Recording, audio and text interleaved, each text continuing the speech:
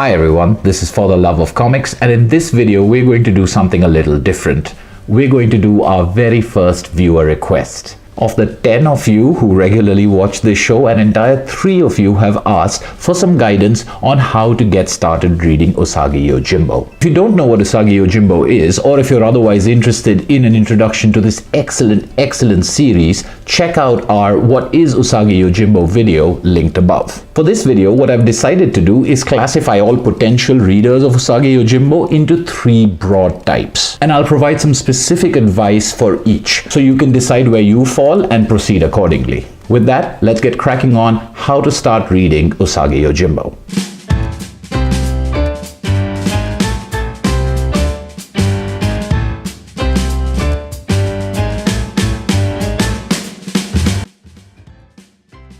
Embarking upon reading Usagi Yojimbo with its over 30 years of stories and myriad collected editions can seem a little daunting. For our purposes here, I'm saying that you can approach it as the dabbler, the connoisseur, or the completionist. This doesn't mean that's the kind of person you are, although you well could be, but it's just 3 ways in which you could approach reading Usagi Yojimbo. If you are the dabbler, you are less concerned with continuity and chronology than you are with getting a good story. That is your primary concern. As long as you are getting a solid and complete story, you don't really care about every detail in the history or the mythos of a particular series. And you don't need to know absolutely everything that has happened in the exact order that it happened. You're not interested in spending a lot of money until you're really sure about what you're getting. And although you could get into this series in a major way, you have not yet made a commitment. If that sounds like you, I have excellent news. You are the luckiest of the 3 types. I don't think I know of any series, especially one this long running, that is so open and inviting to new readers at almost any point in its history. Usagi Yojimbo is full of standalone, timeless stories, and although it does feature longer arcs and there is a larger backdrop which develops slowly, it always contains enough in every single story that you know where you are and you can literally pick this series up from anywhere. So that's my advice to the dabbler. Pick up any book,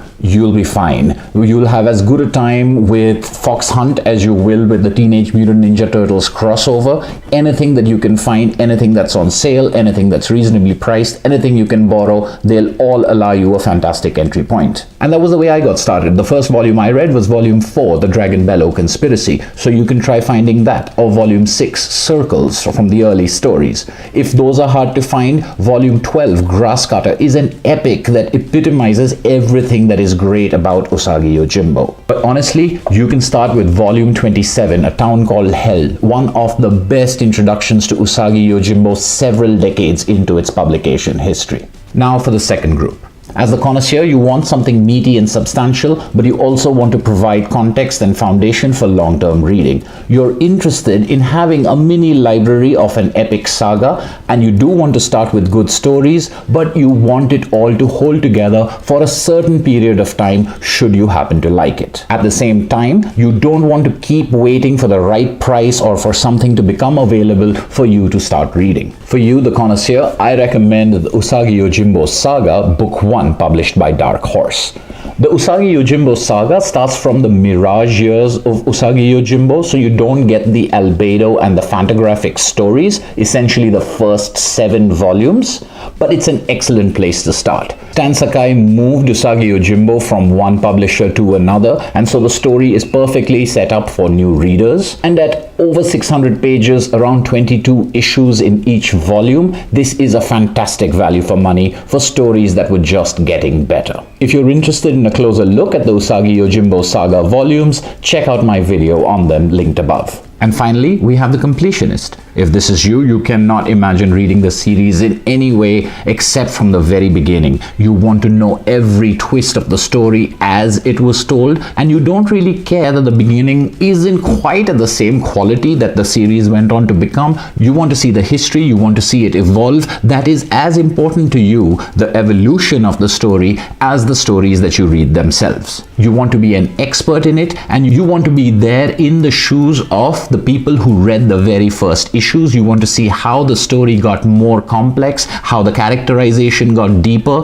over the years, and you want to go through all 30 years of history as if you were there every step of the way. And you will have the toughest time of them all. As I discussed in another video, the Fantagraphics issues are hard to find. A lot of the trade paperback collections, if not all of them, are out of print, and that's what you'll have to go for. Either the original trade paperback collections or go all the way back to the original issues. The original issues may be hard to get anywhere outside of North America. In fact, that may be the case for the trade paperbacks as well. Still, you can often find them from third-party sellers on sites like Amazon, and of course there's always eBay, which is where I got a lot of my early issues. Prices can vary, but they're there if you're up for it. You'll want to start with Volume 1, Ronin, Volume 2, Samurai, and so on. If you'd like a closer look at the earliest issues and see which collections they're in, check out my The Earliest Issues video linked above. Fantagraphics did publish a 2-volume slipcased edition of all of these stories,